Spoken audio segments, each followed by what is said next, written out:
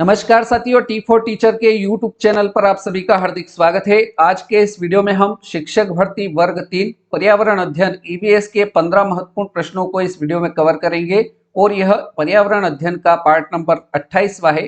तो चलिए बिना किसी देरी के आज के इस वीडियो को शुरू करते हैं।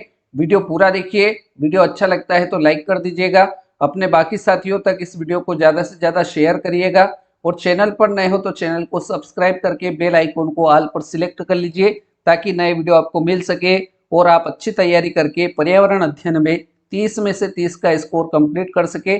चलिए आज के इस वीडियो के पहले प्रश्न की ओर बढ़ते हैं। पहला प्रश्न आज के इस वीडियो का दे रखा है, प्रकाश संश्लेषण के दौरान निकलने वाली ऑक्सीजन किसके विखंडन से आती है? प्रकाश संश्लेषण के दौरान जो ऑक्सीजन गैस निकलती है वह किसके विखंडन से आती है? जल से, बी दे रखा है कार्बन डाइऑक्साइड से, सी है ऑक्सीजन, डी है प्रकाश। तो प्रकाश संश्लेषण के दौरान जो ऑक्सीजन गैस निकलती है वह किसके विखंडन से आती है? तो वह जल के विखंडन से आती है। ए ऑप्शन हमारा बिल्कुल सही उत्तर रहेगा। अगला प्रश्न देखते हैं, प्रश्न संख्या 2। किस प्रकार के पौधों की जड़ों में उपस्थित गांठों में पाए जाने वाले जीवाणु नाइट्रोजन स्थिरीकरण का कार्य करते हैं? तिलहन के पौधे, दलहन प्रकार के पौधे, गेहूं के पौधे या फिर चावल? तो इस प्रश्न का राइट आंसर क्या हो जाएगा साथियों? दलहन के पौधों की जड़ों में जो गांठें रहती है उसमें पाए जाने वाले जो जीवाणु होते हैं वो नाइट्रोजन स्थिरीकरण का कार्य करते हैं, इसलिए विकल्प बी दलहन इस प्रश्न का बिल्कुल सही जवाब रहेगा। अगला प्रश्न, प्रश्न संख्या 3। प्रश्न संख्या 3 में हमको बताना है, भारत में अधिकांश वन संपदा का मालिक कौन है? भारत के अंदर जो अधिकांश वन संपदा है उसका मालिक कौन है? निगमित निकाय है, जनजातियां है, गैर सरकारी व्यक्ति है या राज्य है? तो भारत में अधिकांश वन संपदा का मालिक राज्य है। डी ऑप्शन हमारा राइट आंसर रहेगा। अगले प्रश्न की ओर बढ़ते हैं, प्रश्न संख्या 4। प्रश्न संख्या 4 है, आजकल सड़कों पर रोशनी के लिए प्रायः पीले लैंपों का प्रयोग किया जाता है। उन लैंपों में निम्न में से किस गैस का प्रयोग किया जाता है? आपने देखा होगा कि रोड के ऊपर जो लाइट लगी रहती है वहां पर पीले लैंपों का प्रयोग किया जाता है। इस प्रश्न में पूछा है कि उन पीले लैंपों में किस गैस का प्रयोग किया जाता है? सोडियम का, नियान का, हाइड्रोजन का या फिर नाइट्रोजन का? तो साथियों इस प्रश्न का राइट आंसर हो जाएगा, उन लैंपों में हाइड्रोजन गैस का प्रयोग किया जाता है। विकल्प सी हमारा राइट आंसर रहेगा। अगला प्रश्न, प्रश्न संख्या 5। प्रश्न संख्या 5 है, कान्हा राष्ट्रीय उद्यान प्रसिद्ध है। कान्हा राष्ट्रीय उद्यान किस लिए प्रसिद्ध है? शेरों के लिए है, गायों के लिए प्रसिद्ध है, हाथियों के लिए प्रसिद्ध है या फिर बाघों के लिए प्रसिद्ध है? तो साथियों कान्हा राष्ट्रीय उद्यान जो है वो बाघों के लिए प्रसिद्ध है। डी ऑप्शन हमारा राइट आंसर रहेगा।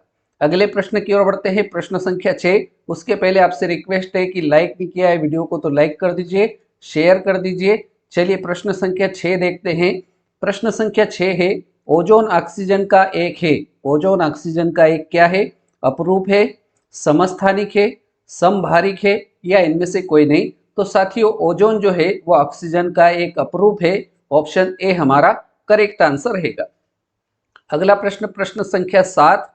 भारत शासन या भारत सरकार ने पर्यावरण विभाग का गठन कब किया? हमें बताना है, भारत सरकार ने पर्यावरण विभाग का गठन कब किया? 1972 में, 1980 में, 1992 में या 2002 में? तो साथियों भारत सरकार ने पर्यावरण विभाग का गठन 1980 में किया है। ऑप्शन बी इस प्रश्न का बिल्कुल सही जवाब रहेगा। अगला प्रश्न देखते हैं, प्रश्न संख्या 8। प्रश्न संख्या 8 है, सबके लिए सतत दशक, सबके लिए सतत दशक पहल किसकी है? संयुक्त राष्ट्र संघ का है, भारत का है, जर्मनी का या विश्व बैंक का? तो सबके लिए सतत दशक पहल संयुक्त राष्ट्र संघ का है। ऑप्शन ए इस प्रश्न का बिल्कुल सही जवाब रहेगा। चलिए आगे बढ़ते हैं साथियों, प्रश्न संख्या 9 की ओर। प्रश्न संख्या 9 दे रखा है, कार्बन मोनोऑक्साइड जिसको दम घुटू गैस कहा जाता है और इसका संकेत होता है CO, इसकी प्रकृति जो होती है वो जहरीली होती है और जहरीली प्रकृति होने का कारण क्या है इस प्रश्न में आपको बताना है। तो कार्बन मोनोऑक्साइड की जहरीली प्रकृति होने का कारण क्या है साथियों? तो रुधिर वर्णिका से सम्मिश्र बनाने की इसकी योग्यता होती है, जिसके कारण से इसकी प्रकृति कैसी होती है? जहरीली होती है। बी ऑप्शन हमारा राइट आंसर रहेगा। आगे बढ़ते हैं साथियों, प्रश्न संख्या 10 की ओर। प्रश्न संख्या 10 है, उस समुच्चय का चयन कीजिए जो किसी आवास के केवल जैविक अवयवों का निरूपण करता है। यहाँ पर आपको प्रश्न में दे रखा है, उस समुच्चय का चयन कीजिए जो किसी आवास के केवल जैविक अवयवों का निरूपण करता है। तो बी ऑप्शन में दे रखा है कीट, मेंढक, मछली, जलीय पादप, ये सारे जैविक अवयवों का निरूपण करते हैं। बी ऑप्शन हमारा राइट आंसर रहेगा। अगला प्रश्न देखते हैं, प्रश्न संख्या 11।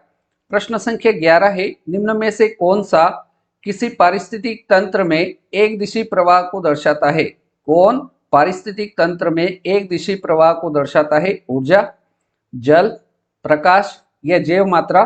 तो साथियों यहाँ पर आपको बताना है कि कौन पारिस्थितिक तंत्र में एक दिशी प्रवाह को दर्शाता है। तो ऊर्जा जो है यह एक दिशी प्रवाह को दर्शाता है। विकल्प ए इस प्रश्न का राइट आंसर रहेगा। अगला प्रश्न देखते हैं, प्रश्न संख्या 12। प्रश्न संख्या 12 है, किसमें मानव सहित जीवित जीव पाए जाते हैं जो बहुसंख्या में भूतापन के कारण प्रभावित होते हैं? आपको बताना है किसमें मानव सहित जीवित जीव पाए जाते हैं जो बहुसंख्या में भूतापन के कारण प्रभावित होते हैं? जीवमंडल में, बी दे रखा है जल मंडल में, सी दे रखा है स्थल मंडल में, डी है वायुमंडल में। तो इसका राइट आंसर हो जाएगा स्थल मंडल, इसका करेक्ट आंसर रहेगा। अगला प्रश्न, प्रश्न संख्या 13।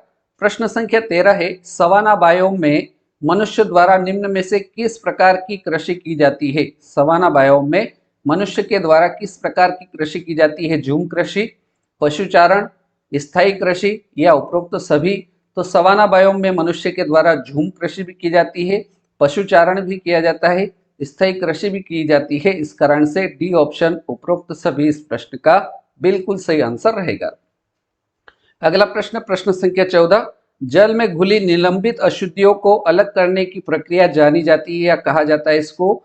जल में घुली निलंबित अशुद्धियों को अलग करने की प्रक्रिया क्या कहलाती है? लोडिंग कहलाती है, अनलोडिंग कहलाती है, आसवन कहलाती है या अलवणीकरण कहलाती है? तो साथियों जल में घुली निलंबित अशुद्धियों को अलग करने की प्रक्रिया आसवन कहलाती है। ऑप्शन सी इसका राइट आंसर रहेगा।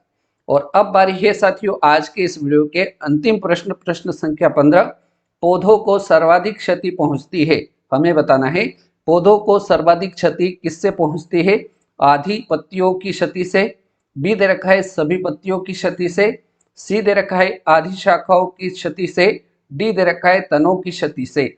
तो पौधों को सर्वाधिक क्षति कब होती है? जब क्या होता है सभी पत्तियों की क्षति हो जाती है, तो पौधों को सर्वाधिक क्षति पहुंचती है। विकल्प बी हमारे प्रश्न संख्या 15 का बिल्कुल सही जवाब रहेगा। तो इस प्रकार से साथियों आज के इस वीडियो में हमने ईवीएस पर्यावरण अध्ययन से संबंधित 15 महत्वपूर्ण प्रश्नों को इस वीडियो में कवर किया जो परीक्षा में आए हुए प्रश्न थे। उम्मीद करता हूँ ये 15 प्रश्न आपको अच्छे समझ में आए होंगे। यदि वीडियो अच्छा लगा हो तो वीडियो को लाइक कर दीजिएगा, दोस्तों तक शेयर कर दीजिएगा और चैनल पर नए हो तो चैनल को सब्सक्राइब कर लीजिए ताकि ऐसे नए वीडियो आपको मिल सके और आप बहुत ही शानदार तैयारी करके अपना सिलेक्शन कंप्लीट कर सके। तो आज के इस वीडियो में इतना ही। आपने वीडियो को पूरा देखा उसके लिए बहुत बहुत धन्यवाद। यदि आप हमारे व्हाट्सएप ग्रुप से जुड़ना चाहते हैं तो इस वीडियो के डिस्क्रिप्शन में उसकी लिंक है, वहां से आप हमारे ग्रुप को ज्वाइन कर सकते हैं।